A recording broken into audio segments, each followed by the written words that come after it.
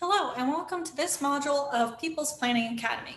In previous classes, we've talked about topics such as planning and zoning, which are policies and rules set by the city for how development should happen.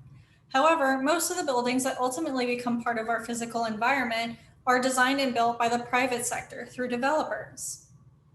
In this module, you'll learn some of the basics behind real estate development and what types of information developers use to make decisions.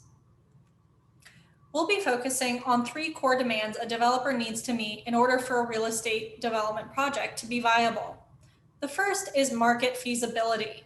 This refers to whether the market can support that particular type of development. Can you build that office building and expect to fill it with tenants? The second is financial feasibility. This focuses on whether you can make the numbers work.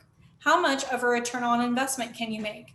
What's the interest rate on the loan? Can you even get the loan? And third, we have political feasibility. This is about the give and take that's required in order for a project to cross the finish line. In some cases, this is more straightforward, and in others, everyone from your next door neighbor to your city county councilor will get involved, and it absolutely does impact the proposed development. And right at the center of all three of these, where they overlap, is where a viable project happens. So let's take a closer look at each of these. Oftentimes, when people think of demand, they'll think about their own personal relationship to wanting a product or service. But when we talk about market feasibility, it's not just that people mention wanting, for example, a local cafe. It's whether in pure numbers there are enough people present nearby to support it. In order to know your market demand for a given real estate product, you need to define your market area, the actual area you're drawing your customers from. There are geographic and mobility factors. This isn't quite as simple as putting down a point and drawing a circle that's a certain distance around it, because neighborhood boundaries, the location of roads and highways, and the amount of foot traffic nearby will all play a role. And there are demographic factors. How large is the population within the area you think people will be willing to travel? This is where population density for supporting businesses becomes so critical. And how much do these people make? Is it something like groceries that everyone will buy? Or is it something that'll draw from a narrow target market like that of the coffee shop? And of course, you need to assess your competition. How many competitors in your industry exist in that market area? How close of a competitor are they? Can you differentiate yourself from the rest? Walmart Grocery and Whole Foods both sell groceries, but they cater to very different markets. Figuring out all of these things is step one to whether a project can be done. The second is financial feasibility. This focuses on whether you can make the numbers work to give yourself a profit at the end. Because ultimately, as with all businesses, developers undergo projects with the intent of generating a profit. And even nonprofit developers need to create some type of revenue stream so they can continue operating and providing benefits to their communities. If you've ever heard of a pro forma before, this is where it comes into play. A pro forma analysis is what developers use to project their revenue and expenses for any given project. So at this point, you may have established that there's a market for your product, but if certain expenses are too high, the costs can be prohibitive. For example, the site is a suspected brownfield, and you think you might have to do extensive environmental cleanup of the area. Proformas can be extremely complex, but for this presentation, we'll be showing you sections of a simplified version. The first key section of the proforma is project revenues or income. You have things like numbers of units, average sale per unit, and commissions, so nothing too fancy, fairly straightforward. It goes without saying, however, that if the number of units changes, say, for example, a developer is unable to get an approval for a certain level of density, or they need to remove a floor in their building in order to create a shorter profile, this will necessarily impact the project revenues. The second section takes a look at project costs, and this covers everything from the cost of land to putting in utilities, to planning and design, to the actual construction, and all of the different people it requires to get each of these items done. An important note here is that these costs are highly vulnerable to uncertainty and change. If the cost of a certain building material, such as steel or lumber, for example, suddenly increases, project costs can quickly balloon. If a project runs into delays in approvals and it takes more time and extra fees and work to get it through, that's additional project costs.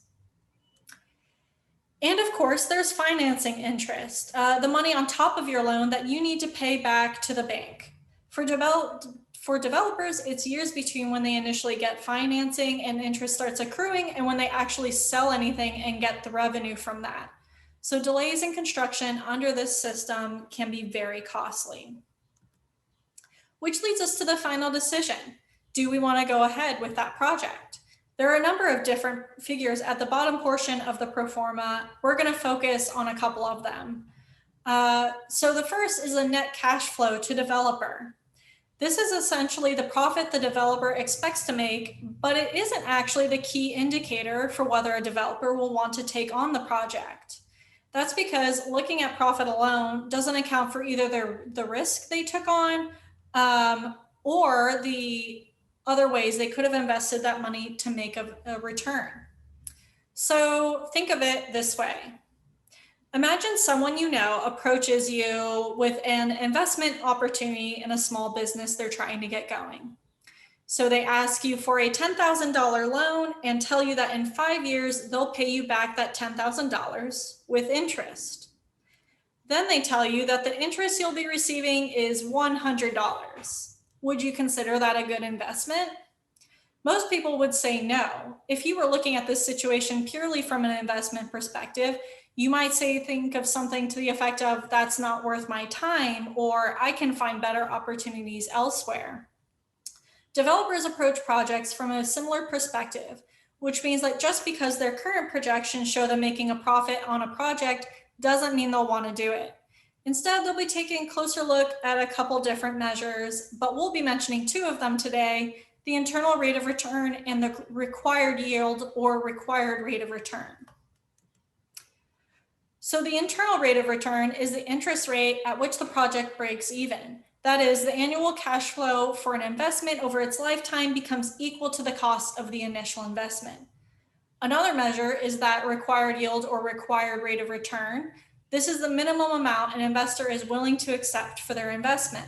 The required yield is adjusted to account for things like inflation over time and risk. So if the previous explanation on the IRR and required rate of return went over your head, that's fine. The important thing conceptually to understand is that just looking at profit alone is not a good indicator. Developers will take into consideration items like inflation, risk, and the amount of work they'll have to put into a project before deciding whether it's worthwhile.